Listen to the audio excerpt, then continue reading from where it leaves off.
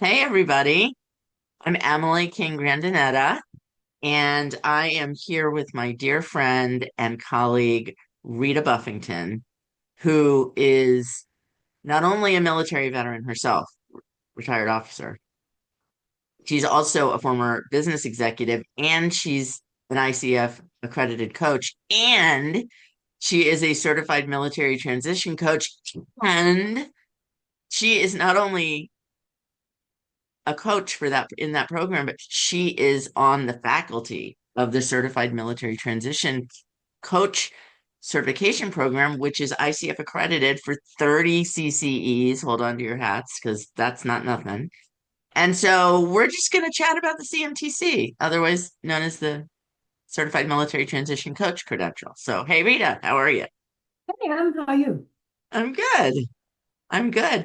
So, we have these conversations all the time about, why this is so important and, the fact that we're trying to change the game on how our country anyway, supports veterans and their families through that really difficult and fraught transition out of service into civilian success, not just civilian jobs, but civilian success. And you've been kind of with me on that journey an undisclosed number of years when we both worked at Booz Allen, right? So now that you've had all of those life experiences, I'm curious, like, what does all of this work mean to you? Like the fact that we now have a program for coaches, the CMTC, the fact that we're trying to really move the needle on the way that we help veterans and their families. Like, what's your thought on it?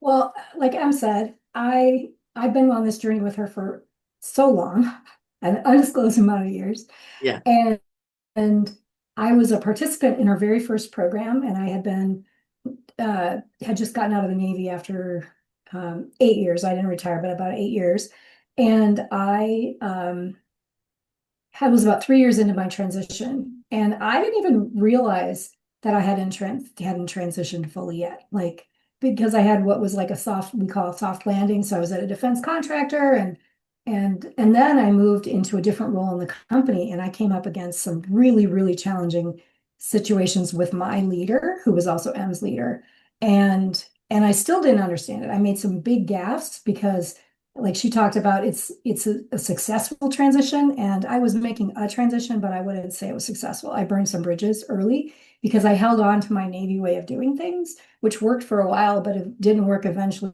because I came into someone who was a civilian leader who had no exposure to that. And so while I was helping Emily with the project and implementing it for our employees, I realized it was helping me too. So it's been something, and I've been on, literally a 35-year transition. I'm always picking up something. As I became a mentor and a faculty member for this program, I realized, oh, there's still some stuff that I'm holding on to.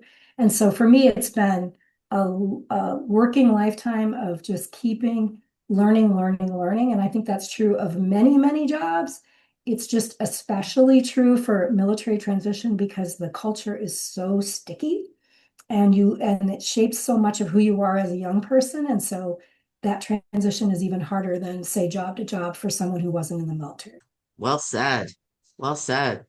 So let's take a little bit of time and talk about the CMTC program, Certified Military Transition Coach, because it's the one that, I think for us as professional coaches, Rita, this is the one that is really the game changer for helpers, for people like us.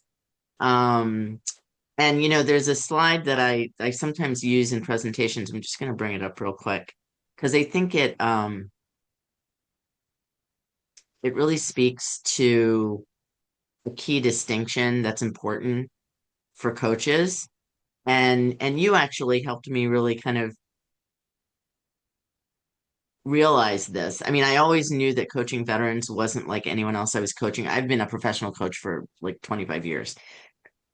That's kind of scary to hear myself say, and um and coaching veterans that whole time too, and transitioning veterans, what either employed or not employed. And what I've noticed is that coaching them is very different. It's not like coaching any other group I've ever coached in all those years. And you helped me to kind of put my finger on why that was. And why it is so different is because when professional coaches get trained and we go to an accredited program, um, one of the things that they kind of tell us is that we don't have to have walked in the shoes of our client in order to be a useful coach to them and to coach them effectively. We don't have to have been a CEO in order to coach a CEO, for example. We don't have to have worked in manufacturing to have a client and be successful with them in a manufacturing context. And I agree with that, except for this group. And I'd really just love to hear your point of view on that point, Rita. Well, I didn't know this either until I went through my certification program. And for that program, you have to have 5 clients. And I had 5 clients that I was coaching, and 2 of them were former military who had one of them had been out for a long time. And then I had 3 other ones, and that were, from different walks of life. And there was such a difference. And I was sending my videos to my coach mentor, and she was like, "Oh, you're not getting to this, and you're not getting to this." And I was like, I can't get to them. And then I was like, okay, put my experienced hat on as a military person and frame my questions from there.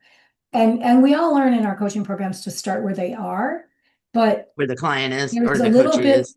yeah, where the coachee is, but you need to know a little bit more about them, maybe a lot more to start where they are, because the culture has created such a different mindset.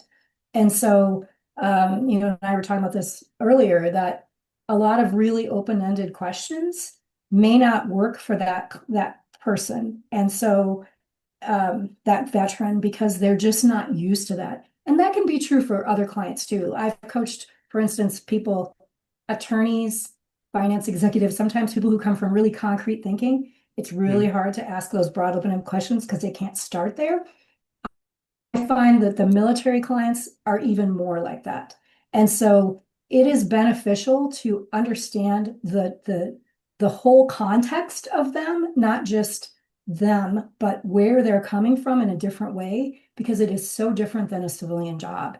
And and I think you can be effective earlier with that client. I'm not saying that potentially you could be effective with any veteran, but this can really accelerate it because you're starting from a different perspective.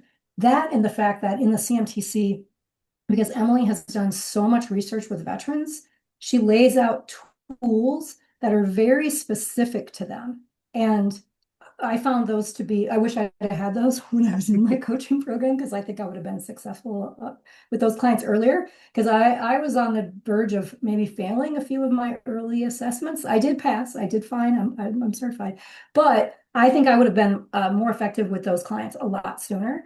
And now having those tools, it's really been a game changer for me. And I wasn't even aware of those. And I am a veteran, and I went through the program, but now I'm using those tools that show up in her books, and it's really helped me a lot Ah, that's so great and to helped hear. them and really helped them. And what I love about, I will say this last thing, what I really love about doing this program is I think this is a cohort of people that needs help.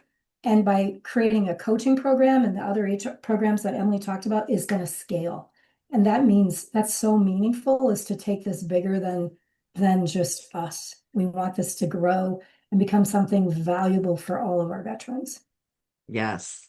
Yes, that's so true. Thank you for pointing all that out. We're just trying to scale this as much as we can, and that's why we have the variety of programs directed at the different constituent groups because that's how it's going to scale. And there's no reason to reinvent the wheel. I had a client an organization who had me come in and train all of their career coaches because they were an organization that wanted to attract more veterans. And we had big plans to implement the accelerated program.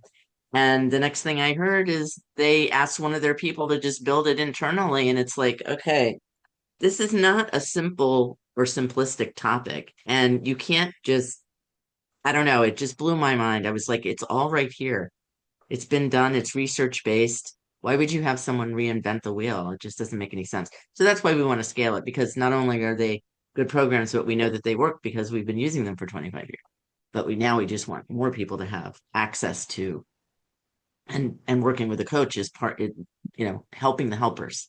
So we're helping coaches do a better job with this group. And I recently did a presentation for ICF DC Metro and got just a tremendous response and a tremendous amount of follow up from the members there. And one of the things that one of them said was the fact that I was able to articulate, like, this is the speed bump you as a coach are going to hit. And this is how that's going to impact your ability to move forward credibly and at pace with your client. And here's the workaround and what the bold moves are, what the watch outs are. I mean, we include all of that. This is not a theoretical thing. It's extremely pragmatic. So, um, anyway, well, is there anything else, Rita, you want to say about any of this stuff? I guess I would reiterate that the concreteness. So I felt very prepared from my certification program at a broad level and asking, really good questions and tools that I learned. I felt extremely prepared. I think what this gives is those concrete, the watch outs for you as a coach, because you may not know if that client is shutting down or um, they're continuing to bring the same problem back and back and back, or those kinds of things. And those watchouts are really powerful. The tools, as I mentioned, that you can use with them, and the tools for you as a coach. There's some really great tools in there for you as a coach and to apply to your client situation. And then just the ability to create the empathy. I think probably one of the biggest things that veterans who are transitioning need is that sense of somebody understands, because I suspect, no, I know that a lot of times they don't even know what's causing the pain. And we haven't talked about identity, but the biggest thing is this shift in identity and purpose, and just coming into it with that understanding. In the cohort I help facilitate, coaches had a lot of aha moments of, oh my gosh, I never realized what a big step that identity move is You're and talking what about the that, CMTC program? yes, Yeah. CMTC program.